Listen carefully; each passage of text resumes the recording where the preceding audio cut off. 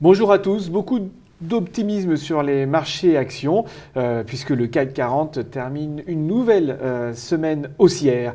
Et parmi l'actualité européenne, aussi de l'optimisme avec le rachat par la Grèce d'une partie de sa dette. Alors Isor, en quoi cela consiste-t-il?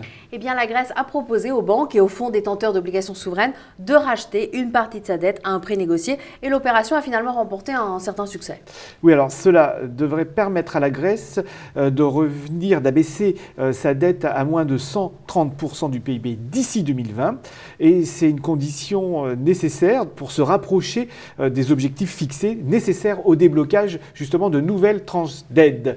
Mais comment tout cela va-t-il être financé, Isor? Alors, bien évidemment, la Grèce, dans sa situation, ne peut pas financer tout ça toute seule. Alors, l'Union européenne et le FMI, via le FESF, qui est le Fonds de secours européen, en financent à peu près le tiers. Alors du côté des valeurs, Isor, sans transition, les fêtes approchent, vous l'avez peut-être déjà vu.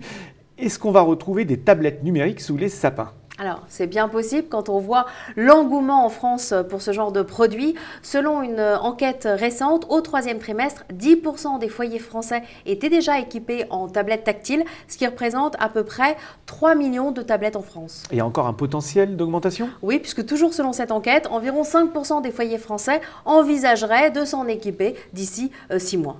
Alors le grand spécialiste en France dans ce secteur, c'est Arcos. Qu'a fait l'action ces derniers temps? Eh bien, une très belle performance. L'action Arcos a progressé de près de 30% depuis un mois, donc c'est plutôt pas mal. Mais Isor, on voit que la crise n'est pas pour tout le monde. Merci. Quant à nous, on se retrouve pour un prochain Un fait, une valeur.